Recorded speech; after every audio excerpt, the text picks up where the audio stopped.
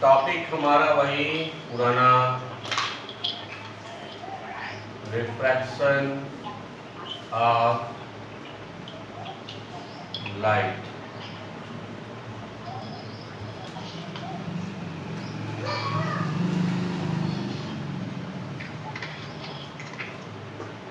अब हम लोग आज स्टार्ट ही करेंगे refraction through a glass slab. इसका एक्सपेरिमेंट कराया जाता है प्रैक्टिकली, आपके लैब में भी है सिस्टम, हम कराएंगे आपको। बहुत सिंपल एक्सपेरिमेंट है, ठीक है। यदि ऐसे हमारा कोई ग्लास स्लैब है, ये हमारा ग्लास है,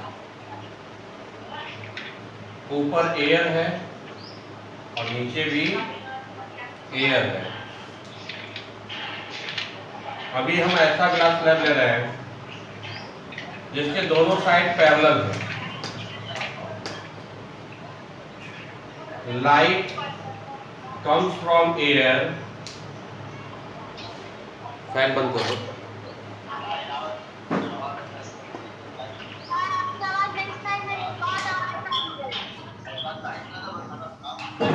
पहले जिसके यहाँ शोर हो रहा है अपना शोर बंद कर दे।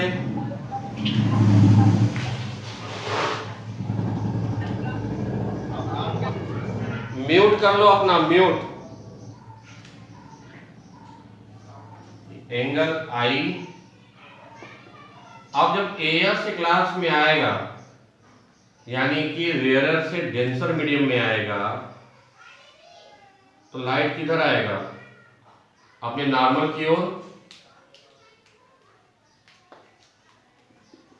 डेविएट हो जाएगा। मान लो नॉर्मल हमारा पहला है N1, ये हमारा एंगल यहां पे है एंगल R। अब यहां से अगर हम फिर एक नॉर्मल ड्रॉ करते हैं, मान लो N2, ये भी नॉर्मल है, ये भी नॉर्मल है, यानी परपेंडिकुलर है, ये दोनों लाइन पैरेलल है, तो इसका मतलब ये दोनों लाइन भी पैरेलल होगा। तो ये एंगल अगर R है तो ये भी एंगल क्या होगा? R होगा। दोनों इक्वल होंगे, क्यों? क्योंकि अल्टरनेट इंटरनल एंगल। अब यहां से ये फिर क्या होगा? डेविएट होगा, किधर? बाहर जाएगा, ठीक है। और उतना ही बाहर जाएगा जितना ये भीतर आया था, क्योंकि वापस ग्लास से एयर में जा रहा है, यानी ये एंगल I है तो ये भी एंगल क्या बनेगा? I। और इसको ग्लास स्लैब हटाने के बाद भी अगर आप देखोगे, प्रैक्टिकली आप देखोगे, तो ऐसे पैरेलल लाइन आपको मिलेगा। यानी यहाँ डेविएशन तो हुआ, लेकिन डेविएशन ऐसे हुआ, एंगल में कोई डेविएशन नहीं हुआ, क्योंकि angle between two parallel lines is equal to 0, यानी एंगुलर डेविएशन नहीं हुआ। बट ये अगर ग्लास स्लैब न होता तो लाइट ऐसे जाता, ग्लास स्लैब है तो लाइट ऐसे जा रहा है, मतलब ये जो डेविएशन है उसे बोलते हैं लैटरल। लैटरल मतलब बगल में हो गया डेविएशन, लैटरल डेविएशन। अब अगर हम एयर का रिफ्रैक्टिव इंडेक्स ले लें म्यू ए, ग्लास का म्यू जी, फिर एयर का म्यू ए, तो पहला केस में कहां जा रहा है? एयर से ग्लास में। पहला केस में एयर से कहां जा रहा है? ग्लास में जा रहा है लाइट, तो यानी mu of glass with respect to air is equal to sine I upon sine r by Snell's law, by Snell's law, ठीक है डियर। सेकेंड वाले में कहां जा रहा है? ग्लास से एयर में जा रहा है, ग्लास से एयर में जा रहा है, तो यहां के लिए जब स्नेल्स लॉ लगाएंगे तो जाएगा mu A g refractive index of air with respect to glass is equal to, अब यहां पे आई की जगह कौन बिहेव कर रहा है? आर, तो साइन आर अपॉन साइन आई, तो यहां से दोनों को मल्टीप्लाई कर दो। चलो इधर देख लो, इसके बाद यहां एक डायग्राम के बाद इसको नीचे नोट करना, फिर इसको नीचे नोट करना, mu ji A into mu A G is equal to sine I upon sine R into sine R upon sine I. Sine I cancel, R cancel, that is mu ji A is equal to into mu A G is equal to 1, that is mu ji A is equal to 1 upon mu A G. बिल्कुल वही relation आया जो हम लोगों ने कल relation निकाला था। ठीक है, अच्छे से हेडिंग डाल के नोट करिए।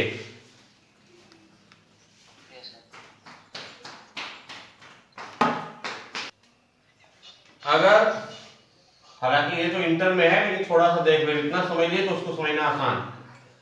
अगर समझ लो हमारा ऐसा लेयर होता, ऊपर होता एयर, फिर हमारा वाटर का लेयर होता,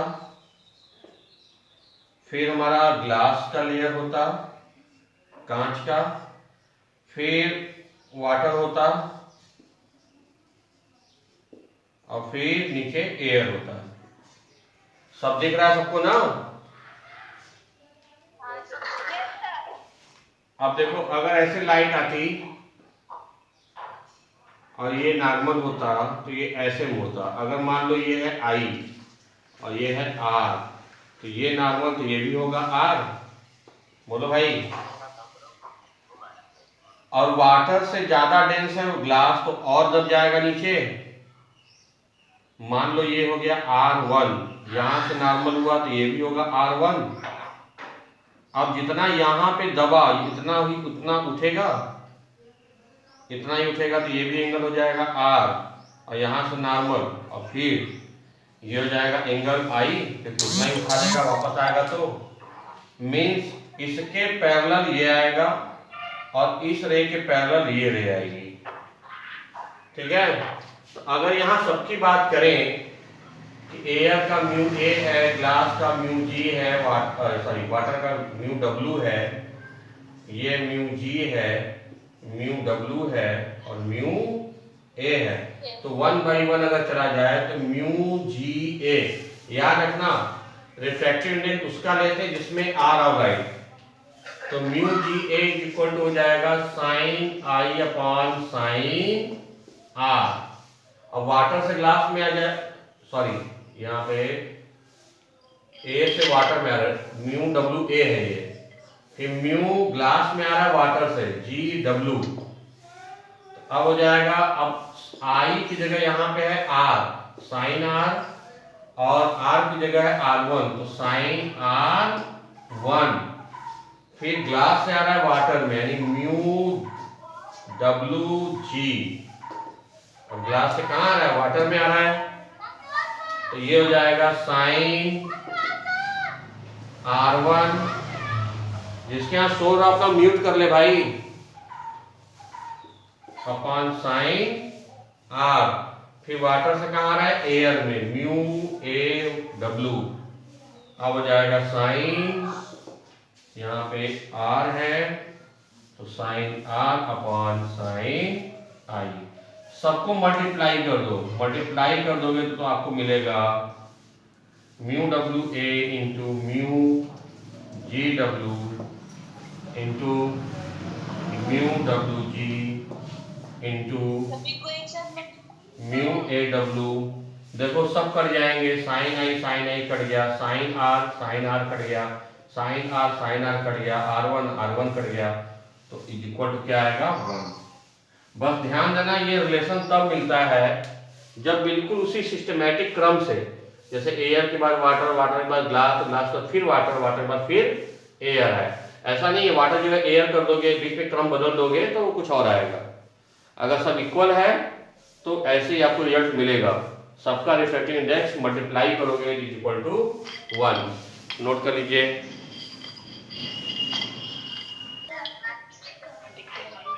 चलिए, चलो तुम उसी लायक होंगी वैसे। बाहर निकले, मारने निकल गए, खोए में घुस गए। बच गए।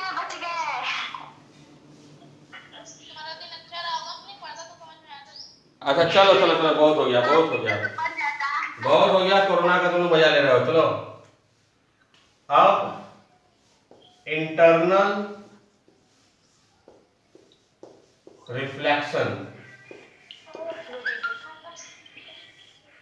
अभी तक बेटा हम लोग मैक्सिमम रे ले जा रहे थे रेयरर से डेंसर में, अब हम लोग रे ले जाएंगे डेंसर से रेयरर में। बहुत इंपॉर्टेंट टॉपिक है, ध्यान से समझना।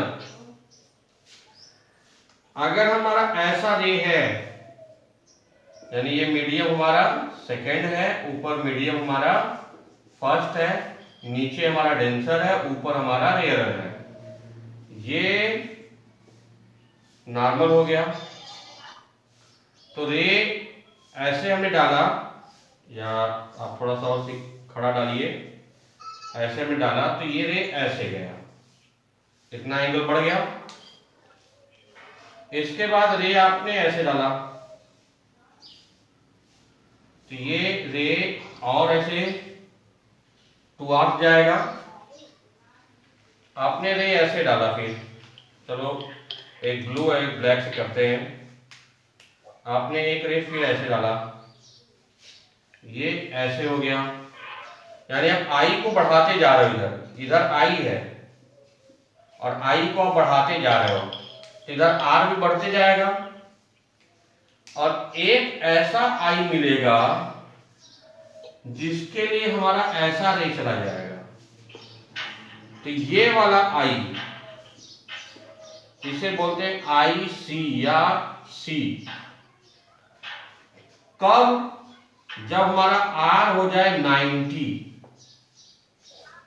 फिर तो समझो, हमने ऐसे रे डाला, ऐसे गया, ऐसे डाला, ऐसे गया, हमने आई बढ़ाते गए, आर बढ़ता गया, और एक ऐसा कंडीशन आया, एक ऐसी आई की वैल्यू आई कि आर हमारा 90 डिग्री हो गया, ऐसे मुड़ गया, ये सरफेस से होके चला गया, सरफेस से 90 हो गया। तो इस एंगल को बोलते हैं क्रिटिकल एंगल। Critical angle. तो what is the critical angle? तो क्रिटिकल एंगल के लिए हम छोटा सा लिख सकते हैं हम लोग, critical angle the value of incident angle such a way its refracted angle is equal to 90। जब रिफ्रैक्टेड एंगल कितना हो जाए? 90। ठीक है, तो इस टाइम पे अब ध्यान दो, हमारा क्या हो जाएगा, हम इधर से इधर जा रहे हैं, यानी कि हम जा रहे हैं 2 से 1 में, यानी mu of 1 with respect to 2 is equal to sine I C. I की जगह क्या हो गया? Sine I C upon sine R, यानी mu 1 2 is equal to sine I C upon sine 90। Sine 90 की वैल्यू होती है 1, mu 1 2 is equal to sine I C by 1, या mu 1 2 is equal to sine I सी। अब we know that mu 2 1 is equal to 1 by mu 1 2, that is putting the value to 1 upon sin I c। कई book में आई सी की जगह केवल सी लिखा रहेगा, ठीक है बेटा। आई ऐसे गया, ऐसा आई, ऐसा एंगल जिसपे आर क्या हो जाए? 90 डिग्री हो जाए, ठीक है, तो उस एंगल को बोलते हैं क्रिटिकल एंगल। इसको अच्छे से नोट करिए तो इंटरनल रिफ्लेक्शन बताया जाए।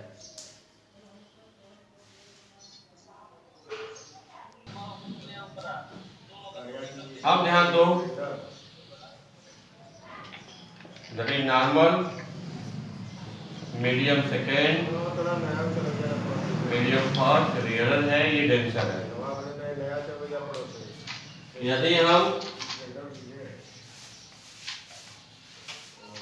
ऐसा आई की वैल्यू लें जो आई सी से अधिक हो, value I is greater than I C, तब ये इधर तो था ही जब आई सी था, उससे भी ग्रेटर हो गया तो ऐसे निकल आता है, तब ये एंगल और ये एंगल इक्वल हो जाता है।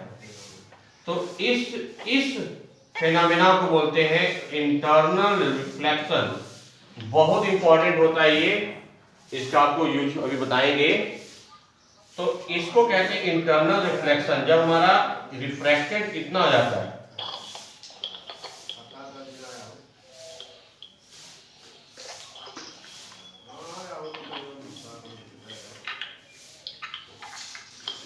रिफ्रैक्टेड एंगल हमारा जो है एंगल आर यहाँ ग्रेटर देन हो गया 90, तो ये एंगल और ये एंगल इक्वल हो जाते हैं, इस प्रोसेस को कहते हैं internal reflection.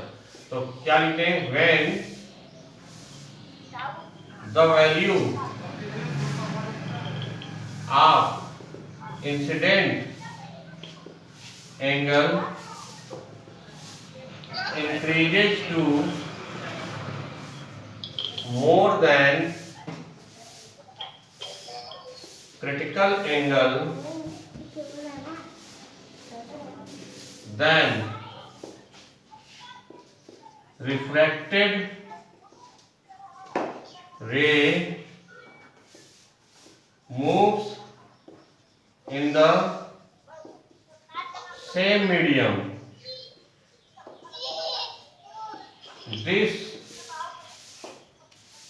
This phenomena is called internal reflection.